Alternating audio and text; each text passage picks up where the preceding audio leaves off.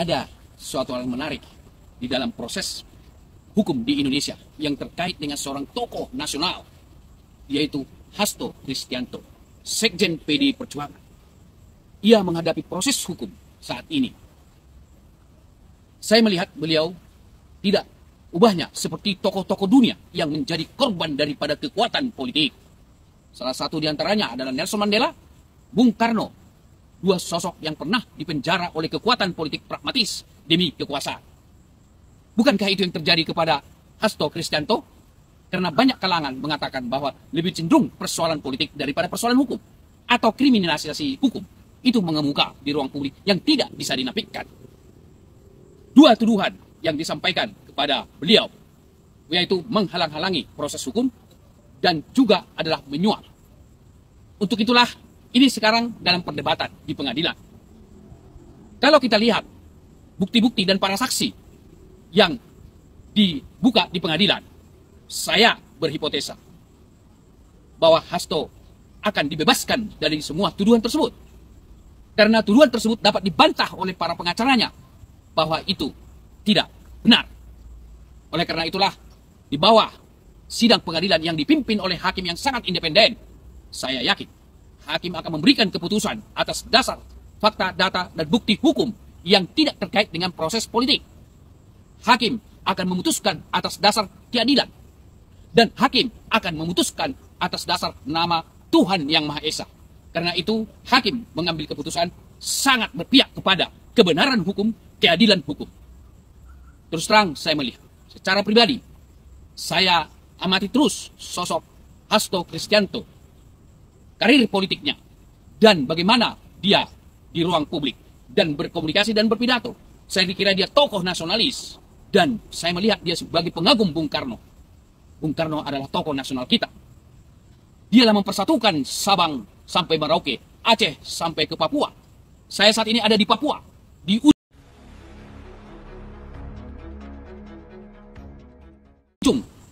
Indonesia bagian timur. Baru beberapa bulan yang lalu saya ada di ujung barat di Aceh. Bukankah itu kehebatan Bung Karno pada saat itu bisa menyatukan bangsa ini tanpa teknologi komunikasi sebelum secanggih ini? Luar biasa. Dan itu melekat saya melihat kepada diri Hasto Kristianto.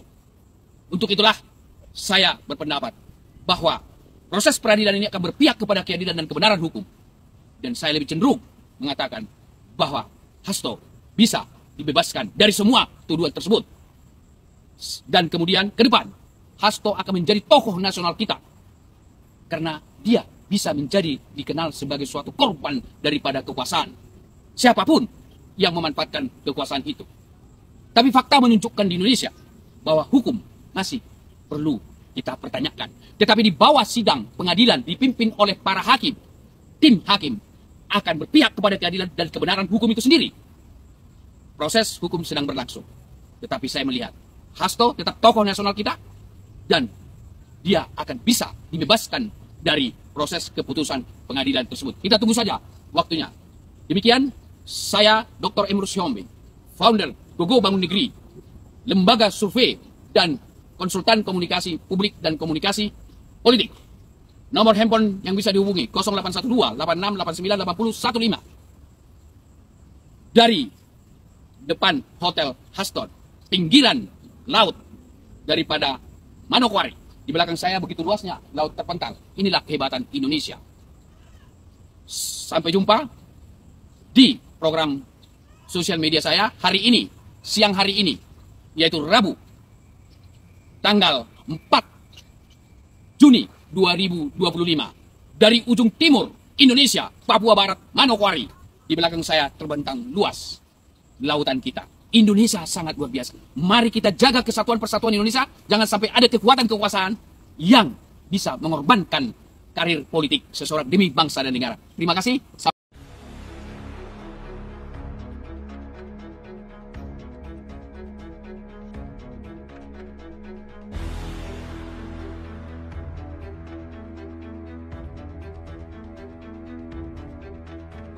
Hukum. Salah satunya itu memang yang harus kita segera benahi, kita minta kepada pemerintahan Pak Prabowo untuk penegakan hukum ini diperbaikilah. Di satu sisi tadi ada Ibu Mbak Ervina ya, Ervina terkait dengan perampasan aset. kita sudah punya undang-undang KPK. Lebih baik memang disahkan itu RUU perampasan aset, dijadikan satu dengan KPK, sekaligus kita rombak KPK-nya, kita perbaiki KPK-nya. Di satu sisi menguatkan undang-undang yang sudah ada di KPK. Jadi jelas untuk korupsi salah satu acuan kenapa kita disebut negara miskin. Karena selain miskin hati, kita juga miskin akal. Banyak orang yang punya akal mengakali, sehingga orang-orang yang miskin semakin miskin. Sedangkan banyak orang yang punya hati tadi tidak menggunakan akal, sehingga mereka memberikan pilihan atau menentukan pilihan hanya berdasarkan hati, tadi tidak menggunakan akal. Di satu sisi host untuk kebijakan undang-undang DPR ini seharusnya kita suarakan juga untuk merubah kebijakan-kebijakan terkait Omnibus Law. Omnibus Law itu dimana termasuk dalamnya Undang-Undang Minerba, Undang-Undang Cipta Kerja terkait serikat pekerja atau hak-hak pekerja, dimana di sini kita merugikan juga host, karena untuk Undang-Undang Minerba ini erat kaitannya dengan pengusaha, mereka yang diuntungkan, sedangkan hak dari rakyat itu sendiri kesampingkan. Peraturan-peraturan ini sudah berjalan atau belum itu harus dievaluasi lebih lanjut oleh pemerintahan Pak Prabowo. Makanya kita samakan visi dan misi. Penegakan hukum prioritas diperbaiki. Perbaikan undang-undang yang sudah berjalan, apabila memang ada masukan untuk menuju ke undang-undang, kembali ke Undang-Undang 1945, kita tinjau ulang. Ada yang baik yang sudah dirubah dari 1945. Jangan dihapus. Tapi yang tidak baik, lebih baik dihapus. Itu aja sih host. Lebih kita fokus ke arah situ saja. Gimana caranya bangsa dan negara ini tidak terjadi perpecah belahan. Mana sekarang sudah Raja Ampat, Maluku, di Riau, Rempang, di Aceh, Banten. Kita himbau juga untuk media jangan menutup-nutupi, karena kemarin ada kejadian truk terbakar, itu tidak sampai informasinya ke kita. Itu aja host. Mudah-mudahan semua pihak yang mempunyai kekuasaan atau mempunyai jabatan mempunyai integritas dan bisa dipercaya oleh masyarakat. Itu aja host. Terima kasih. Ya, terima kasih Bang Hoci yang sudah menyampaikan komentar dan pandangannya ya. Ya, terima kasih sekali lagi Bang Hoci. Kita ke Bang GPT Man. Halo Bang GPT Man. Selamat pagi Bang. Selamat pagi Pak Hus. Iya. Silakan ini, Bang, disampaikan siap. Komentar dan pandangan Anda. Iya Bang, kalau menurut saya kita ini nggak bisa cuman langsung bicara landasan operasional, tapi kita juga harus kembali dulu ke landasan ideologi, landasan prinsip, ya kan? Karena ini kan pada hakikatnya saat ini kita sedang melaksanakan revolusi Indonesia atau merealisasikan atau mewujudkan blueprint daripada NKRI di Undang-Undang Dasar 45 gitu ya. Nah itu ada caranya. Caranya itu adalah kalau kita lihat dari Manifesto Politik Republik Indonesia di tahun 1959, itu caranya itu Uzbek. Jadi Undang-Undang Dasar 45 itu harus kita pandang sebagai isinya itu secara sosial, itu adalah sosialisme ala Indonesia. Terus politiknya demokrasi yang terpimpin, bukan demokrasi liberal kayak sekarang. Terus ekonominya ekonomi masyarakat adil makmur. Sehingga semua itu nanti itulah komponen-komponen yang akan blending dan akan membentuk budaya kita gitu. Budaya ala Indonesia yang akhirnya mewujudkan kepribadian ala Indonesia hingga kepada moralitas dan etika ala Indonesia. Jadi kita nggak bisa cuma ngomong langsung bicara ekonomi gitu ya, tanpa kita membangun karakter bangsa. Jadi yang pertama-tama kata Bung Karno, pertama-tama dan pada tahap utamanya adalah kita membangun karakter bangsa, nation character building. Bagaimana kita memahami kesatuan itu kita gimana? Kesatuan berbineka tunggal ika, ini kan basicnya banget ini. Karena kita sebagai masyarakat Bhinneka Tunggal Ika itu akan mempengaruhi bagaimana kita berdemokrasi dan bagaimana kita berekonomi. Dan akhirnya kembali lagi tadi membentuk kebudayaan yang ala Indonesia yang benar-benar Pancasilais. Kita kan kurang mengarah ke situ. Gitu. Itu saya Pak. Terima kasih Pak Host. Terima kasih. Yuk, Assalamualaikum. Iya, Ya, terima kasih Bang GPT Man. Wah, ini masukan yang dalam ya, karena menyangkut masalah landasan ideologi. Kalau kita bicara tentang landasan ideologi, apa yang Bang GPT sampaikan tadi itu betul, Bang. Bahwa Undang-Undang Dasar 45 jelas itu, bahwa kita ini adalah negara yang sosialistik, di mana kekayaan alam, bumi beserta isinya, laut beserta isinya, bahkan sampai di udara, dikelola untuk kepentingan rakyat semuanya gitu ya. Orientasinya untuk rakyat, ini sosialistik gitu. Tapi untuk menuju ke situ kan kita ini masih butuh waktu. Tadi Abang juga mengatakan bagaimana ketika pertama kali Indonesia merdeka, Bung Karno setiap hari itu tentu memberikan motivasi yang disebut dengan nation and character building, membangun karakter bangsa. Nah, selama ini memang pembangunan karakter bangsa itu hampir kita tidak pernah dengar, cuman dulu ya ada yang namanya penataran P4, itu pun juga akhirnya digunakan untuk kepentingan-kepentingan terselubung ya para elit politik kita.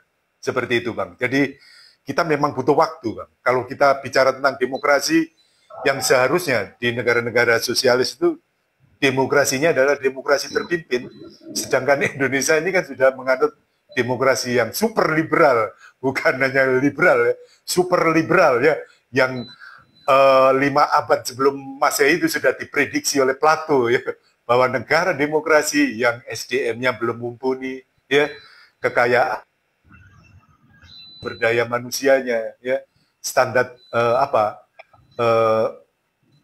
upah minimum regionalnya kalau sekarang itu masih rendah, ya, itu akan menjurus kepada negara tirani. Jadi negara demokrasi berubah jadi negara tirani karena kemiskinan, Bang, ya, karena adanya money politik. Sehingga negara itu akan dikuasai oligarki. Dan apa yang disampaikan oleh Plato 5 abad sebelum Masehi itu kayaknya ya itu menguasai negara-negara yang tertinggal secara ekonomi dan pendidikan. Bukan hanya di Indonesia ya, tapi di negara-negara Afrika dan Asia yang lainnya.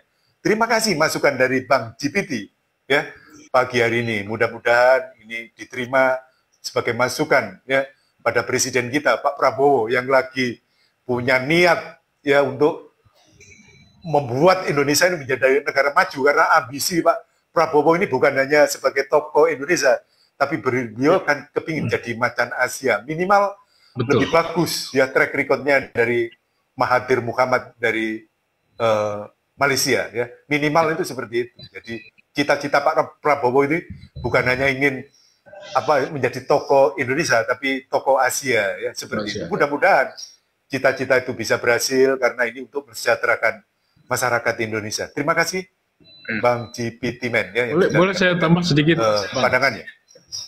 Silakan, jangan lebih 2 menit ya, biar semua kebagian narasi.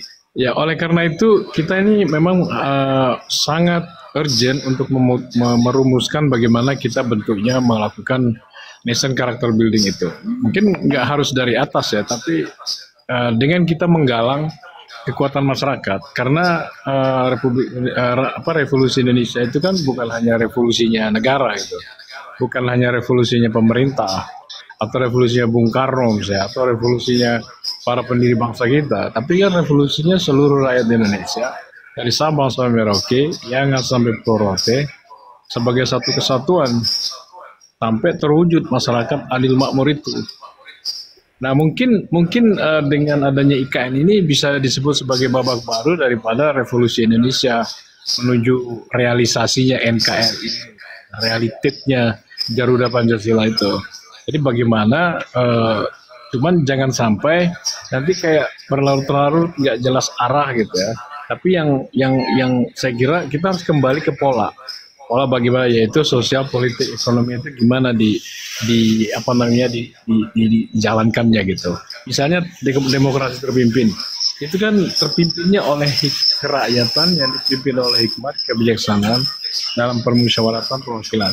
Jadi para perwakilan kita ini harus benar-benar dibentuk ya, supaya dia benar-benar menjunjung tinggi permusyawaratan, bukan memaksakan kehendak masing-masing, menjunjung tinggi hikmat kebijaksanaan, bukan memaksakan pikiran, kepentingan, keinginan masing-masing gitu kan, dan termasuk prinsip kerakyatan yang mana kita harus mendahulukan kepentingan rakyat yang besar gitu ya, bukan kepentingan pribadi dan kelompok. Nah ini harus benar-benar tertanam gitu ya pada para pemimpin kepemimpinan Indonesia. Nah kalau ininya dibaguskan bagian kepemimpinannya ini, mungkin harus ada pembinaan apa gitu ya, yang saya yakin pasti adalah caranya untuk membina. Ya. Atau ya. Terima kasih. Terima kasih ya Bang Kipitimen masukannya ya. Dan itu harus ada penyederhanaan partai politik. Kalau multi partai masih seperti sekarang, multinya ini multi luar biasa karena jumlah partai kita ini yang masih terlalu banyak. Jika untuk mensinergikan sebuah pendapat, ini kan juga tidak mudah karena partai politiknya sangat-sangat banyak. Ya, itu perlu penyederhanaan. Terima kasih masukannya Bang. Mudah-mudahan para elit politik kita itu mendengar dan merumuskan apa yang kita diskusikan pagi hari ini. Halo, selamat pagi Kang Dedi. Halo Kang Dedi, selamat pagi Bang. Pagi. Ya, silakan Kang Dedi disampaikan ya, apa komentar dan pandangan Abang terkait dengan masih tingginya angka kemiskinan di Indonesia ini. Silakan Bang, disampaikan Bang. Ya. Assalamualaikum. Waalaikumsalam warahmatullahi wabarakatuh. Kalau menurut pandangan saya, sebagai rakyat biasa ya Pak, ini kan negara udah 75 tahun merdeka.